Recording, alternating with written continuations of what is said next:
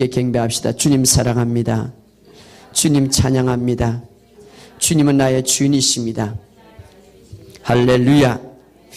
여러분, 이 복음을 우리가 이해한다면, 복음은 기쁜 소식인데 이 기쁜 소식의 주인공은 예수님인데 이것을 이해한다면 우리가 정말 가만히 앉아서 믿을 수도 없고, 또 우리가 우리의 삶이 그냥 미거지근하게 할 수가 없는 거예요. 왜 사람들이 하나님을 바로 믿지 못하느냐? 왜 사람들이 정말 하나님 앞에 온전하게 서지 못하느냐? 복음을 이해하지 못해서 그런 거예요. 복음을 이해한다면 정말 승리와 기쁨과 감격과 감탄 속에서 살아갈 것입니다. 할렐루야. 예수 믿어도 기쁨이 없습니까? 복음을 알지 못하기 때문에. 예수 믿어도 온전하게 살지 못합니까? 복음을 알지 못하기 때문에. 복음을 알면 정말 내가 잘 믿어야 되겠다. 복음을 알면 정말 내가 하나님을 사랑해야 되겠다. 복음을 알면 정말 내가 주님이 나를 위해서 엄청난 일들을 하셨구나 알게 될 것입니다. 할렐루야. 저는 기도원에 가서 설교를 준비하지 않습니까? 설교를 준비할 때 기름 부음이 굉장히 강할 때가 많아서 때로는 눈물을 흘리는데 어제만큼 눈물을 많이 흘린 적이 없습니다. 제가 통곡을 하고 울었습니다. 기도원에서 내려올 때 내내 차에서 그냥 통곡을 하고 울었어요. 왜? 사람들이 없기 때문에. 왜 그렇게 눈물이 나오는지, 내가 이 복음을 다시 깨닫고 이 복음 속에 주님이 주신 계시를 붙들을 때에 그 어마어마한 이 복음이, 내가 이 복음을 어떻게 하면 좋습니까? 이 엄청난 복음을 하나님 이 민족에게 어떻게 하면 전가하겠습니까? 오늘도 복음을 알지 못하고 오늘 복음도 깨닫지 못하여서 온전히 믿지 못하고 살아가는 저들을 하나님 어떻게 하면 좋겠습니까? 이 복음, 예수님은 말합니다. 이 복음을 전하라. 이 복음을 온전히 알지 못하니까 기쁨이 없는 거예요. 이 복음을 완전히 못하니까 깨달지 못하는 거예요. 그래서 게드랑 쿨만 여사가 아주 대단한 능력자죠. 그는 이렇게 말합니다. 내가 일평생 주님의 복음만을 전하지 다른 것은 전하지 않겠다. 왜? 이 복음이 너무나 위대하고, 로마서 1장 16절에 보면 복음 안에는 하나님의 능력이 나타나서 믿음으로 믿음에 이르게 하고 의에 이르게 한다고 말씀하고 있기 때문에 오늘 이 복음을 온전히 깨닫는 놀라운 시간이 되기를 주의 이름으로 축복합니다. 자, 복음의 주인공이시고 완전한 구원자 예수님이 오시기 전에 그 구원을 완성하기 위해서 그 완성하는 가운데서 어떤 일이 일어날 것이고 어떻게 할 것이라는 것을 상세하게 설명해 놓은 것이 바로 구약이에요. 그래서 구약은 예수님의 예표, 다시 말하면 복음을 이루는 가운데서, 그 복음의 핵심을 이루는 가운데서 어떻게 이룰 것인가, 어떻게 모든 것들을 일할 것인가, 이것을 예표하고 설명해 준 사건들이 바로 구약에 가득 찼습니다. 그래서 구약은 구원자로 오실 예수님을 소개한다면, 신약은 복음의 주인공이신 그 구원으로 오신 예수님, 다시 재림하실 예수님을 소개하고 있습니다. 그러면 오늘 너무나 중요한 말씀, 여러분 집중하고 기록하면서 정말 이 복음, 오늘 이 말씀이 너무나 중요한 거예요. 그래서 이 말씀에 집중해야 됩니다. 이 말씀은 오늘 너무나 중요합니다. 고난주간에 여러분들이 묵상해야 될 말씀입니다. 너무나 중요하고 소중합니다. 저는 이 말씀을 붙들고 어제도 울었고 어제도 너무나 감탄했습니다. 그러므로 이 복음을 여러분의 마음속에 오늘 깊이 묵상하고 이 복음을 온전히 여러분들이 소화할 때에 놀라운 일이 일어날 줄 믿습니다. 자, 그러면 예수님이 오시기 전에, 다시 말하면 구원의 사역을 이루기 전에 구약에 이미 예수님의 오심을 예표하면서 그림자로, 다시 말하면 완전한 구원이 이루기 전에 그 구원을 완성할 것을 예표로서 설명하는 내용이 있었는데, 그것이 바로 구약의 송랑의 구속의 제도입니다. 다시 말하면 구약의 죄를 용서받는, 완전하게 용서는 받지 못했지만 죄를 덮었죠. 그 죄를 용서받기 위해서 하나님께서 주신 제도가 바로 구약의 송랑의 제도입니다. 그래서 이것을 잘 이해해야 예수님이 오셔서 구원을 위해 할 사건을 온전하게 깨달을 수가 있습니다. 자, 예수님을 오랫동안 믿어도 이 구원의 사건, 복음 자체를 이해하지 못하니까 이해하지 못하니까 예수님이 오셔서 뭐라고 말하냐? 복음을 믿으라고 그래. 다른 거 믿으라고 말하냐? 복음을 믿으라. 그런데 복음을 이해하지 못하니까 엉뚱한 것만 믿게 있는 거예요. 엉뚱한 것만 믿고 엉뚱한 것만 말하고 있는 거예요. 오늘 많은 사람들이 복음을 완전히 모르니까 복음 자체를 믿지 못하고 복음 비슷한 것을 믿고 있고 말하고 있는 거예요. 잘못된 것을 믿는 거예요. 여러분, 신학의 죄가 무엇입니까? 믿음으로 하지 않는 죄. 다시 말하면 복음으로 믿지 못하고 복음으로 살지 못하는 죄가 죄라고 말하고 있습니다. 그래서 마가복음 1장 1절에 보면 예수 그리스도의 복음의 시작이라. 이제 신학에 와서 예수 그리스도의 복음의 시작이라. 마태복음 24장 14절에 보면 이 천국 복음이 전파되어야, 온 천하에 전파되어야 그제야 끝이 오리라. 이 천국 복음이라고 말하고 있습니다. 그리고 마가복음 16장 15절에는 너희들이 온 천하를 다닐 때 다른 것 전가하지 말고 이 복음을 전하라고 말하고 있습니다. 그래서 우리가 이 복음을 믿어야 되고, 이 복음을 알아야 되고, 이 복음을 따라가야 되고, 이 복음을 전해야 됩니다. 할렐루야. 그러므로 이 복음을 확실하게 알아야 돼. 자, 이 복음을 확실히 알기 위해서는 예수님이 이루어놓은 사건을 정확하게 알아야 됩니다. 정확하게. 예수님이 무엇을 위해서 이루어놨는가. 자, 예수님이 이 구원의 복음, 이 복음을 이루기 위해서 구원의 하나님께서 구약에 이제 죄를 용서하는, 죄사함을 받는 제도를 만들어 놓으셨는데 그것이 바로 속죄 제사인 속죄 제사. 그런데 사실은 구약에는 완전한 해결이 아니라 죄를 덮어주었어요. 1년 동안 덮어줬단 말이에요. 제사 제도를 들면서 1년 동안 덮어줬고 또 1년 동안 덮어주고 또 1년 동안 덮어줬단 말이에요.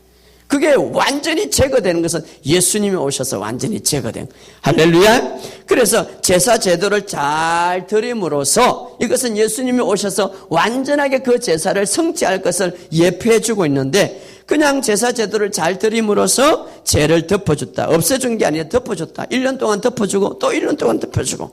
자, 그러면 구약에서 속죄랑을, 다시 말하면 죄를 용서받기 위해서는 어떻게 해야 되는가? 이것은 신학에 예수님이 오셔서 바로 이렇게 할 것이다 라는 것을 예표해 주고 있기 때문에 여러분들이 오늘 구약을 잘 이해해야 됩니다. 자, 제사장은 2마리의 염소를 이제 선택하게 되는데, 이 2마리의 염소는 정말 깨끗하고 정결하고 흠이 없어야 됩니다.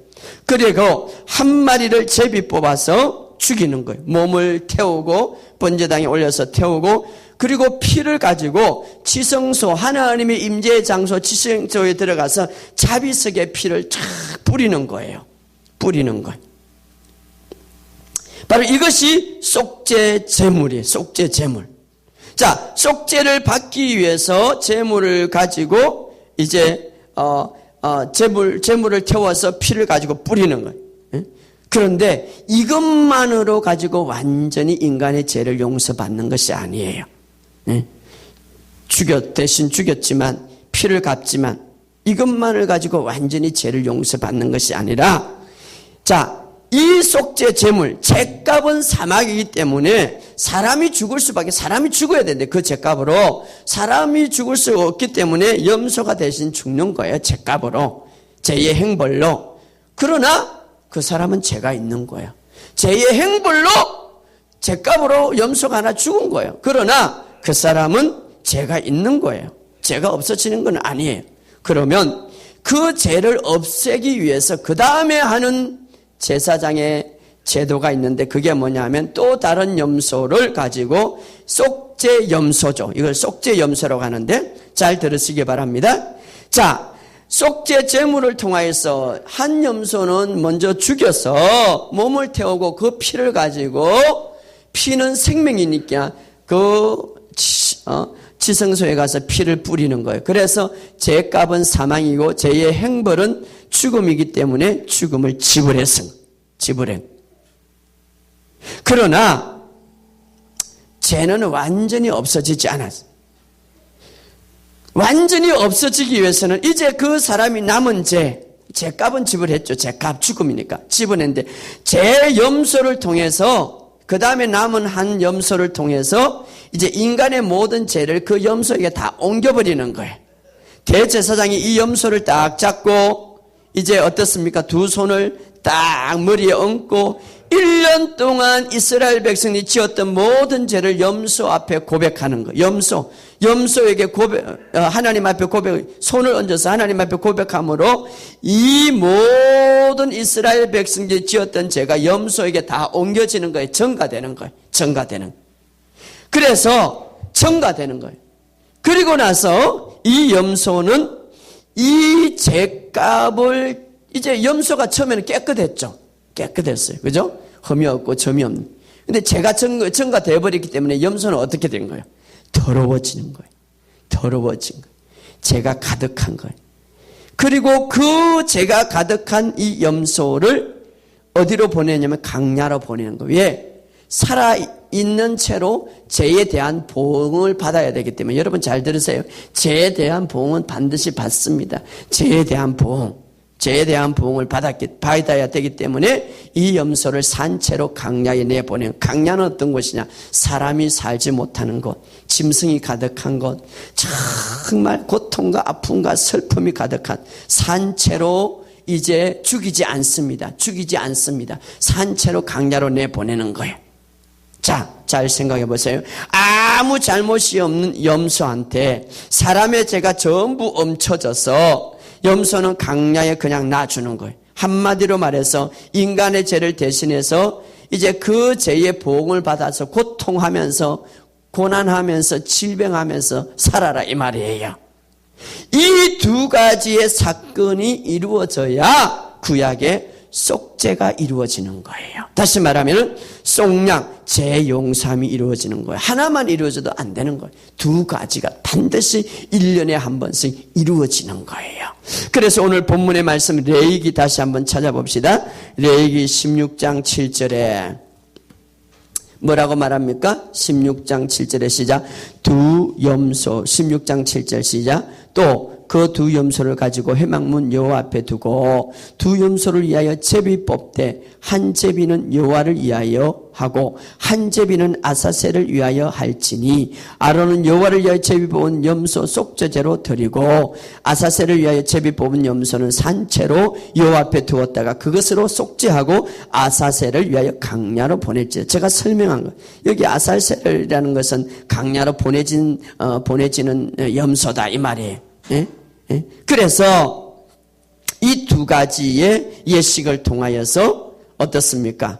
하나님 앞에 하나는 제물로, 죄의 싹은 사망이라고 그랬으니까, 죄의 결과 행별은 사망이라는 거니까. 자, 이 두 염소는 처음에 완전하고 깨끗한 염소라고 그랬습니다. 그런데 하나는 잡아다가 속죄 제물로 어떻습니까? 피를 뿌려야 돼요. 또 한 마리는 속죄 염소로 완벽히 하지만 인간의 죄를 얹혀지는 순간에 그는 정결하고 완벽했던 그가 죄가 되어서 머리에 모든 이스라엘의 죄가 다 덮어져서 강야로 보내지는 거예요. 강야로. 강야. 거기에서 이제 불행하게 죄에 대한 보응을 받는 거예요. 죄에 대한 보응을 받는 거예요. 자, 분명히 알아야 될 것은 바로 이 두 가지가 온전히 이루어질 때에 이스라엘의 죄가 덮어지고 사함이 덮어졌습니다.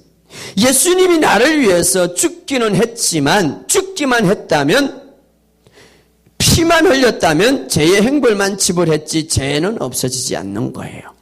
죄의 행벌이 죽음과 사망이라면 반드시 예수님에게 또다시 죄가 죄를 전가시켜 놔야지.